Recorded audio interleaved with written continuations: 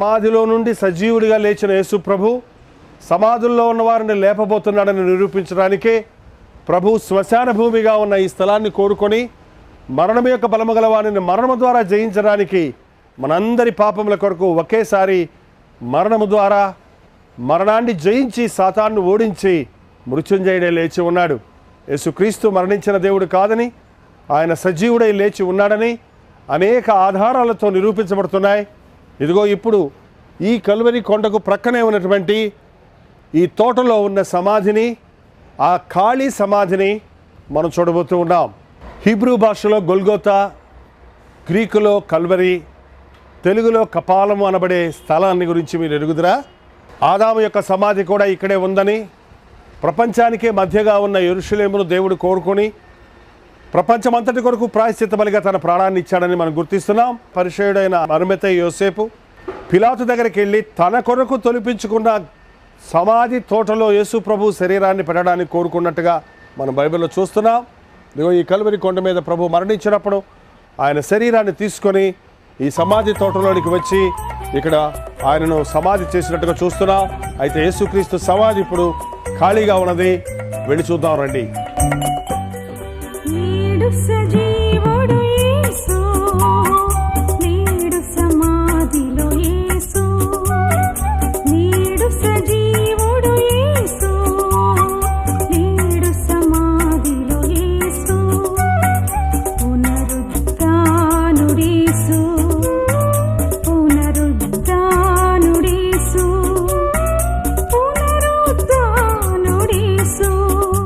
Calvary కొండ ప్రక్కనే ఉన్నటువంటి ఈ తోటను మనం చూస్తున్నాం. ఇది ఒకప్పుడు అరిమతయ్య యోసేపు తోట అని పిలువబడుతున్నది. ఈనానికి దీనిని చక్కగా ఈ తోటను మెయింటైన్ చేయడం చూస్తూ ఉన్నాం.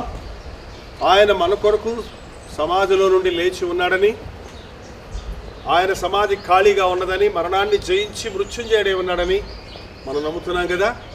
యేసు ప్రభు సజీవుడు అని విశ్వసించే మనం ఊరికి మూఢనమ్మకంగా కాకుండా ఆయన సమాధిగా ఎంచబడుతున్న సమాధిని కూడా ఇప్పుడు మనం చూడబోతున్నాం.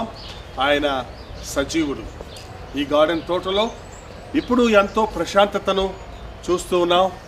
చల్లటి వాతావరణాన్ని యెరూషలేము పట్టణంలో చూస్తున్నాం. ఇది యెరూషలేము పట్టణము.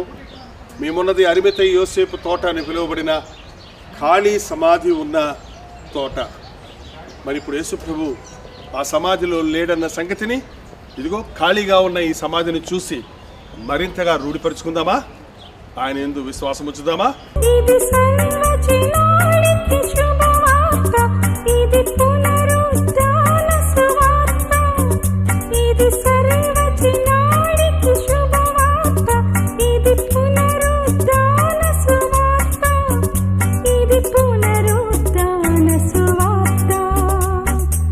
ఇది అరిమతయి యోసేపు యొక్క సమాధి. చాలా ధనవంతుడైన అరిమతయి యోసేపు యొక్క సమాధి అని చెప్పబడుతుంది.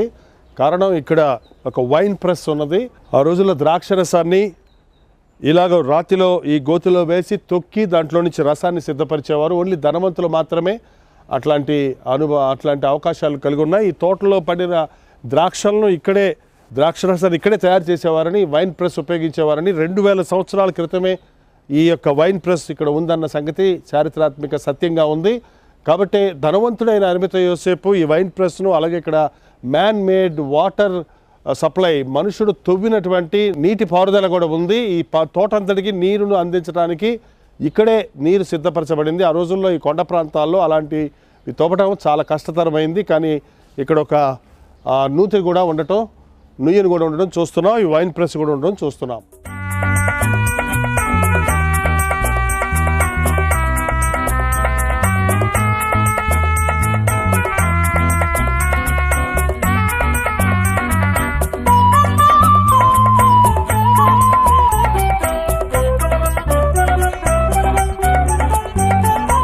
ఈ తోట అరిమతయి యోసేపు తోట అనటానికి మరిన్ని రూఢి అయిన అంశాలు ఉన్నాయి. ఇక్కడ ఇదిగో ఈ ప్రాంతంలో ఒక లోతైనటువంటి నుయ్యి ఉన్నది. దాన్ని చూడలేం, కానీ ఇక్కడ ఒక పిక్చర్ ఉన్నది. ఇంచుమించు 15 మీటర్ల లోతు ఉన్న ఒక నుయ్యి ఇక్కడ తవ్వబడంతో చూస్తున్నాం. ఎప్పటి నుంచో ఇది ఉంది. ధనవంతులు మాత్రమే ఇలాంటి నూతిని తవ్వగలరు. వర్షపు నీరుని ఇందులో గ్యాదర్ చేసి సంవత్సరం అంతా ఆ నీరు ఈ తోటకి అందించినట్లుగా ఏర్పాటు చేయబడింది. అలాగే ఈ రోజు వరకు జరుగుతూ ఉంది. ఇంత లోతైన 15 అడుగుల లోతున్న ఈ నూతిలో 100 మిలియన్ల లీటర్ల నీరు స్టోర్ చేయొచ్చు. అంత నీటిని ఈ తోట అంతటికి సప్లై చేస్తున్నారు. మరి ఆ దినాలలో అంత లోతైన నూయిని తవ్వగలిగిన వాడు ధనవంతుడేనని, కాబట్టి ఇది ధనవంతుడైన అరిమతయి యోసేపు యొక్క తోటని రూఢిపరుస్తుంది. ఇక్కడ ఒక వైన్ ప్రెస్ ఉంది, అలాగే వాటర్ సప్లై ఉంది. ఈ యొక్క అందమైన తోట అనేక సంవత్సరాల నుంచి ఉంది. పక్కనే సమాధి ఉంది, ఒక ప్రత్యేకమైన ఖాళీ సమాధిగా ఉంది. కాబట్టి ఈ విషయాలన్నీ యేసు ప్రభువును ఉంచిన సమాధి ఇదేనని, ఆయన అరిమతయి యోసేపు తోట ఇదేనని రూఢిపరుస్తూ ఉన్నాయి. ఇంకా మీకు అనుమానంగా ఉందా? యేసునందు విశ్వాసం ఉంచండి. ఆయన మరణించిన దేవుడు కాదు, సజీవుడైన వాడని నమ్మండి.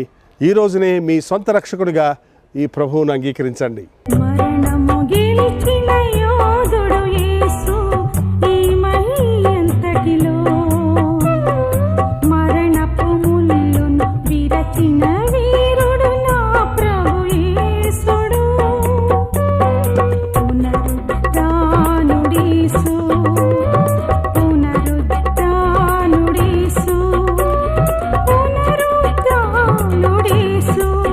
ఇది అరిమతయి యోసేపు యొక్క సమాధి అని చెప్పబడుతున్న సమాధి. మన యేసు ప్రభువును ఈ సమాధిలోనే ఉంచున్నారని చెప్తున్నారు. ఇది ఎంతో చక్కగా బండలో కొండ మధ్యలో తొలపబడిన సమాధిగా ఉన్నది. అందమైన గార్డెన్లో ఈ సమాధి తోట ఉండటం మనం చూస్తున్నాము.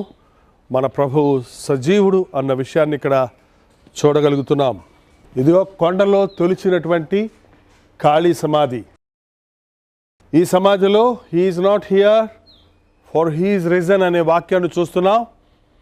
ఆనాడు మగ్దలేని మరియా మరికొందరు స్త్రీలు సమాధికి పరుగెత్తుకుంటూ వచ్చినప్పుడు వారికి కనబడి ప్రత్యక్షమైన దూతలు చెప్పిన మాట, ఆయన ఇక్కడ లేడు, ఆయన లేచి ఉన్నాడు, సజీవుడైన వారిని మృతులలో మీరేలా వెతుకుచున్నారు అని ప్రభు చెప్పాడు.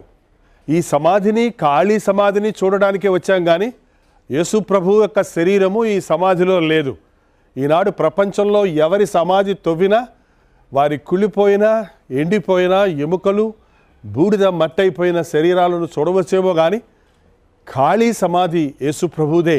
పరిశుద్ధుడు కుళ్ళు పట్టడు అని చెప్పబడినట్లుగా జన్మపాపము కర్మపాపము లేని ప్రభు యొక్క శరీరము 3 దినములు ఈ సమాధిలో ఉన్నప్పటికీ కుళ్ళిపోలేదు.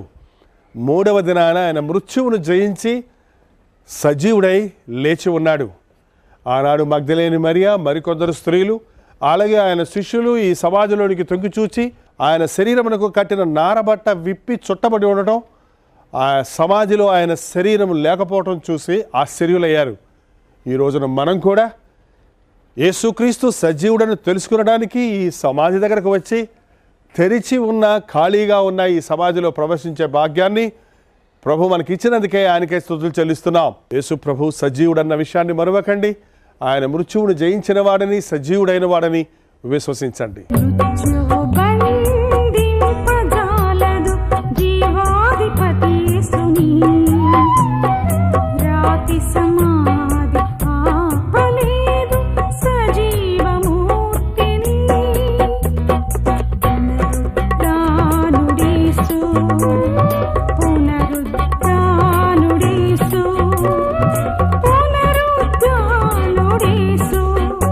ఇక్కడ ఇంకా 17 సమాధులు ఉన్నాయి, కానీ అవన్నీ మూయబడి ఉన్నాయి. ఈ ఒక్క సమాధి మాత్రమే ఖాళీగా ఉంది. అందరి గురించే ఇది యేసు ప్రభు సమాధిని మనం నమ్ముతున్నాం.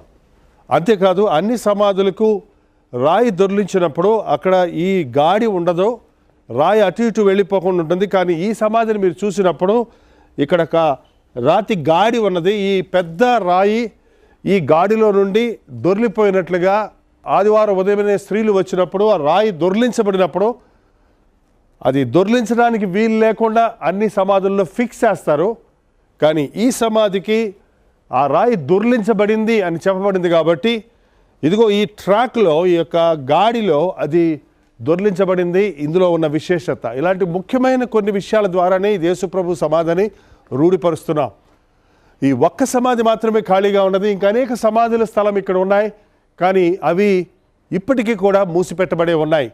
సజీవుడైన వారిని మీరేలా మృతులలో వెతుకుతున్నారని చెప్పినట్లుగా ఈ సమాధుల మధ్యలో ఒక సమాధి యేసు ప్రభువును ఉంచిన ఈ సమాధి ఖాళీగా ఉండటం ఒక ప్రత్యేకతగా ఉంది.